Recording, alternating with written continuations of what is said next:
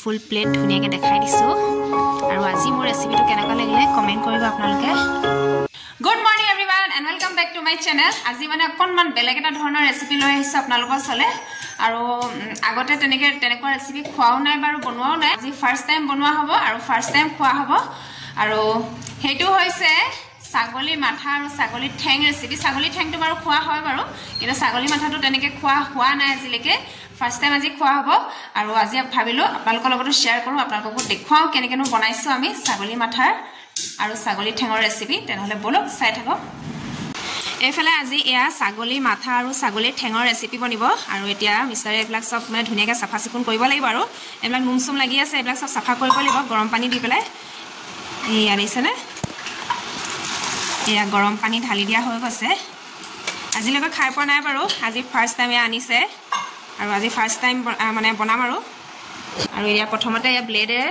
নুমখিনি চুচি ল'ব লাগিব গোটেই নুমখিনি এৰুৱাই ল'ব লাগিব এয়া দেখিছেনে ধুনীয়াকৈ নুমখিনি উলিয়াই দিছে পুৰা উতলা গৰম পানীত তিয়াই ল'ব লাগিব তিয়াই পেলাই নুমখিনি উলিয়াই দিছে আৰু এনেকৈ মানে এয়া গোটেইখিনি নুম গুচাই ল'ব লাগিব গুচাই পেলাই আকৌ পুৰিবও লাগিব তাৰ পাছতহে মানে ৰেচিপিটো বনিব দেই এফালে এয়া দেখিছেনে মানে ছাগলী ঠেঙৰ তলৰ যিকেইটা খুৰা হয় সেই খুৰাকেইটা মানে কাটি পেলাই দিবলগীয়া হয় পেলাই দিছে এয়া অকল মানে ছাগলী ঠেঙৰ ওপৰকেইটাহে খাই খুৰাকেইটা কাটি পেলাই দিয়া হ'ল এয়া দেখিছেনে আৰু অলপ অলপ নুম লাগি আছে ভালকৈ চাফা কৰিব লাগিব আৰু এইফালে এয়া দেখিছেনে গোটেইকেইটা ঠেং এয়া গেছত পুৰি লৈছে প্ৰথমতে ইয়াৰ যিখিনি সৰু সৰু নুম ইয়াত লাগি থাকে মানে সেই নুমখিনি তেতিয়া গুচি যাব আৰু এতিয়া এফালে ছাগলী ঠেংকেইটা ধুনীয়াকৈ মানে থেতালি দিয়া হৈছে তেতিয়াহে মানে ইয়াৰ হাড়ৰ যিটো ৰস থাকে সেই ৰসটো ওলাব কুকাৰত এতিয়া চিটি মাৰিব লাগিব এইখিনি তেতিয়াহে ইয়াৰ ৰসটো ওলাব এতিয়া এফালে গৰম পানীত মানে তিয়াই পেলাই এয়া ব্লেডেৰে ব্লেডখনে মানে কাটি লৈছে আৰু ধুনীয়াকৈ ওপৰ ছালখিনি এৰুৱাই ল'ব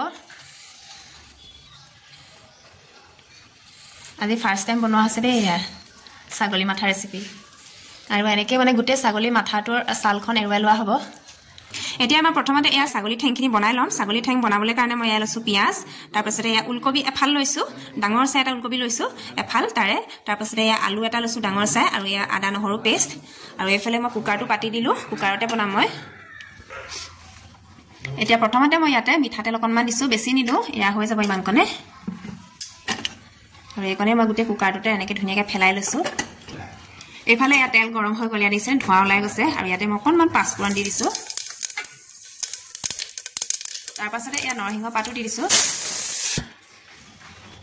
আৰু ইয়াতে মই পিঁয়াজ এটাও দি দিছোঁ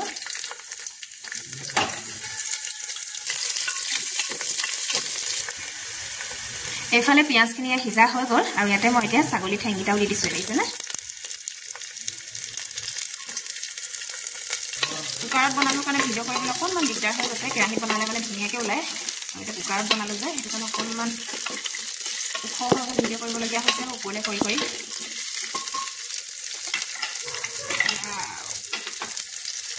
আৰু এতিয়া মই ইয়াতে ওলকবিও দি দিছোঁ ডাঙৰ ডাঙৰকৈ কাটি দিছোঁ ওলকবি তাৰপাছতে আলু দি দিছোঁ ইয়াতে আৰু এতিয়া আদা নহৰু পেষ্ট দি দিছোঁ ইয়াতে তাৰপাছতে এয়া হালধি অকণমান দিছোঁ হালধি বেছি নিদিওঁ লগতে এয়া জালুক দিছোঁ ছাগলী ঠেঙত মানে জালুক দিলে বেছি ভাল হয় জলকীয়া নিদিওঁ মই জালুকে দিছোঁ ইয়াত আৰু ইয়াত মই অকণমান মছলা দি দিওঁ ইয়াত গৰম মছলা অকণমান দিছোঁ বেছি নিদিওঁ অকণমানে দিছোঁ আৰু লগতে এয়া মিট মছলা অকণমানো দিছোঁ তেতিয়া মানে ছাগলীৰ যিটো গোন্ধ থাকে সেই গোন্ধটো ওলাই যাব কিছুসকলে মানে ছাগলী মাংসৰ যিটো গোন্ধ থাকে সেই গোন্ধটো ভাল নাপায় ময়ো ভাল নাপাওঁ আৰু সেইটো কাৰণে অকণমান মছলা দি দিছোঁ মছলা নিদিলেও হৈ যায় ছাগলী মাংসৰ যিটো গোন্ধ থাকে সেই গোন্ধটো মই ভাল নাপাওঁ সেইটো কাৰণে অকণমান মছলা দি দিছোঁ ইয়াত আৰু গোটেইখিনি ধুনীয়াকৈ লৰাই দিছোঁ আৰু এতিয়া মই ইয়াত পানী এড কৰি দিছোঁ ঠাণ্ডা পানীও দিব পাৰে গৰম পানীও দিব পাৰে ইয়াত নিজৰ কথা আৰু এইটো মই মানে চুপ টাইপত বনাম মানে ছাগলী ঠেঙৰ চুপ বনাম এয়া দেখিছেনে মানে চাইডত যিকণ মানে মছলা লাগি আছে সেইকণ ওলাই আহিবলৈ কাৰণে এনেকৈ লৰাই দিছোঁ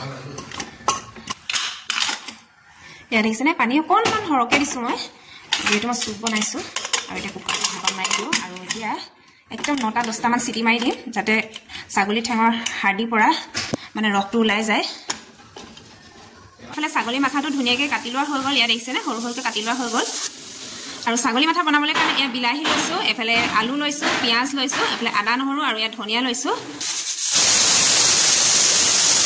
এইফালে চিটি মৰা হৈ গ'ল ছাগলী ঠেঙৰ। পুৰা 9টা 10টা চিটি মাৰি দিম, তেতিয়াহে মানে ছাগলী ঠেঙৰ যিটো ৰস থাকে সেই ৰসটো ওলাব।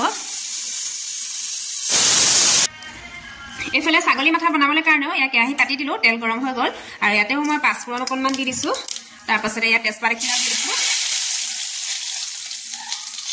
লগতে ইয়াত পিঁয়াজ এটা দি দিছোঁ আৰু এয়া জলকীয়া 4টামান দি দিছোঁ, পকা জলকীয়া। আৰু এতিয়া ধুনীয়াকৈ এইখিনি মই ভাজি লওঁ। এইফালে এয়া দেখিছেনে পিঁয়াজখিনি পুৰা ৰঙচুৱাকৈ মই ভাজি ল'লোঁ আৰু এতিয়া এয়া বিলাহী দি দিছোঁ, 2টা বিলাহী লৈছোঁ, মই সৰু সৰুকৈ কাটি লৈছোঁ। আৰু এতিয়া বিলাহীখিনিও ধুনীয়াকৈ গলি যোৱালৈকে মই সিজাই থাকিম। বিলাহীখিনিতে মই এয়া আদা নহৰু পেষ্টটো দি দিছোঁ আৰু ইয়াতে মই নিমখো দি দিছোঁ সোৱাদ অনুসৰি, হালধি দিছোঁ কালাৰৰ কাৰণে, আৰু ইয়াতে মই গৰম মছলা দিছোঁ। ইয়াত অকণমান মছলা দিম, মানে সৰহকৈ মছলা দিছোঁ ইয়াত অকণমান, আৰু লগতে এয়া মিট মছলা দিছোঁ। এয়া অকণমান জ্বলা কৰিম, মই জলকীয়াও দি দিছোঁ। এতিয়া গোটেইখিনি মই মিক্স কৰি দিছোঁ, ধুনীয়াকৈ মছলা পেষ্টটো বনাই লৈছোঁ। এয়া দেখিছেনে ধুনীয়াকৈ বিলাহীখিনি লাহে লাহে গলিবলৈ ধৰিছে। তাৰপাছতে মাংসখিনি মই দি দিম। এতিয়া মছলা আৰু বিলাহীখিনি মিক্স কৰি ল'লোঁ আৰু ইয়াতে মই এয়া মাংসখিনি দি দিছোঁ, ছাগলী মাথাৰ মাংসখিনি। কোনে কোনে ছাগলী ঠেং আৰু মাথা খাই কমেণ্ট কৰি জনাবচোন। মই হ'লে আজিলৈকে খাই পোৱা নাই, আজি ফাৰ্ষ্ট টাইম বনাইছোঁ বুলি কৈছোঁ। বনায়ো পোৱা নাই বাৰু, খায়ো পোৱা নাই, কিন্তু আজি ফাৰ্ষ্ট টাইম বনাইছোঁ মই। এয়া নিশ্চয় বনোৱা কথা আছিলে বাৰু, কাটি মেলি দিলে ধুনীয়াকৈ, এতিয়া ময়ে বনাইছোঁ। দেখাতটো ভালেই লাগিছে, খাবলৈও নিশ্চয় ভালেই হ'ব চাগে, খাই পোৱা নাই। ছাগলী মাংস মই তেনেকৈ নাখাওঁৱেই, কিন্তু ছাগলী ঠেংটো মই আজি খাম। মানে অকণমান গাবিলাক দুৰ্বল নিচিনা লাগি থাকে, অকণমান গা চাবিলাকো বিষ হৈছে, আৰু সেইটো কাৰণে আজি ছাগলী ঠেঙৰ চুপটো খাম। আৰু আপোনালোকেও যদি গা চা বিষ হৈ আছে বা দুৰ্বল নিচিনা লাগে, ছাগলী ঠেঙৰ চুপ বনাই পেলাই খাবচোন, বহুত এনাৰ্জি যেন লাগে গাটো। ইয়াত দেখিছেনে লাহে লাহে কালাৰটো ধুনীয়া উঠিছেগৈ। প্ৰথম দিওঁতে কালাৰটো উঠা নাছিলে, এতিয়া লাহে লাহে বিলাহী আৰু মছলাখিনি মানে মাংসৰ লগত যেতিয়া লাগি গৈছে, তেতিয়া লাহে লাহে কালাৰটো ইয়াত উঠিবলৈ লৈছে, ধুনীয়া কালাৰ উঠিছে এতিয়া। ইয়াত দেখিছেনে, আৰু ইয়াতে মই অকণমান মেগী মছলাও দি দিছোঁ, অকণমান স্পাইচি হ'ব তেতিয়া। এইফালে মাংসখিনি আধা সিজা হৈ গ'ল আৰু এতিয়া মই আলু দি দিছোঁ ইয়াতে। আলু বেছি দিয়া নাই বাৰু, এটাই দিছোঁ। এয়া দেখিছেনে, এইফালে এয়া দেখিছেনে, দেখিবলৈতো বহুত ভাল লাগিছে, খাবলৈ যে বহুত টেষ্টি হ'ব। এয়া দেখিছেনে কিমান ধুনীয়া হৈছে কালাৰে চালাৰে। এইখিনি এতিয়া মই ঢাকনটো লগাই পেলাই অকণমান ল' ফ্লেমতে সিজিবলৈ দিওঁ।